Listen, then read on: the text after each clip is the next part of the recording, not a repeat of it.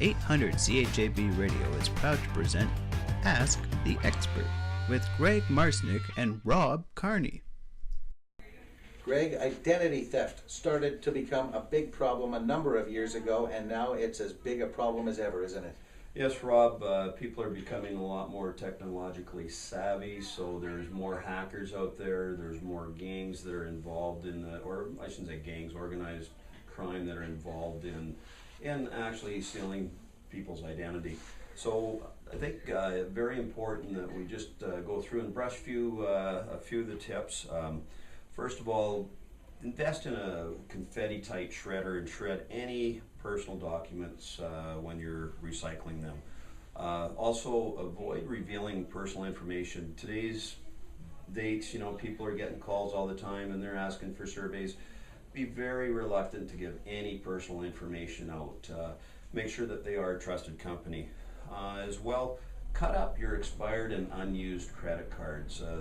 Thieves can get them and still utilize and get the information, get your personal information, start up another credit card. The other thing is carry only identification and credit cards that you need. You don't need to be carrying your social insurance number. You don't be able to, carrying your birth certificate around. These are just like gold to thieves. Also, don't fill in forms and contests with all of your personal information. Again, just another area that people can get your information. If you are leaving for any specific amount of time, make sure you have a trusted neighbor go in and pick up your mail so people don't go in and get that mail as well. The other thing, when you're online, make sure you use complex passwords. Don't just pick things like your mother's maiden name or your birth date or phone numbers or those type of things, because those are the first things that hackers look at.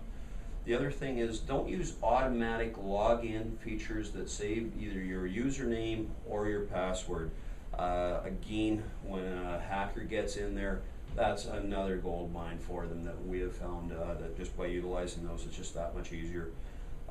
Add virus protection software to your computer and make sure you update it regularly, because the software is only good for a specific time, because those hackers out there, they can go in there, they go back through and they actually can get into the older type software protection software. So take your time and make sure you spend a little bit of money, put that on your computer. And again, don't send personal or any confidential information over the email, because email is just not secure. Also, keep your credit card, debit card, and automatic banking machine receipts, because that way you can go back. You have proof that this is all you've taken. If there is any plagiarism, if you don't keep them, you're the one that's in the bag, because you didn't keep those receipts meticulously. And again, something I see all the time, people putting their PIN number in, standing back. I don't know, it just bothers me a lot seeing people going in, dropping in their PIN numbers. And I can see the numbers going right there. So again, be aware that, be careful when you're using your PIN number.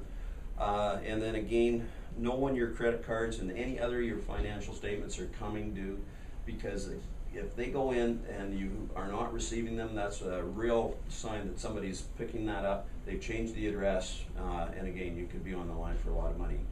So very important to take your time, go through. We have got copies of this if anyone wants to come down here to Heritage Insurance. So strongly recommend that you follow these steps. Those are great tips to guard against identity theft. But now, what about my insurance? Am I covered if my identity does get stolen? Yes, most policies do provide coverage for identity theft.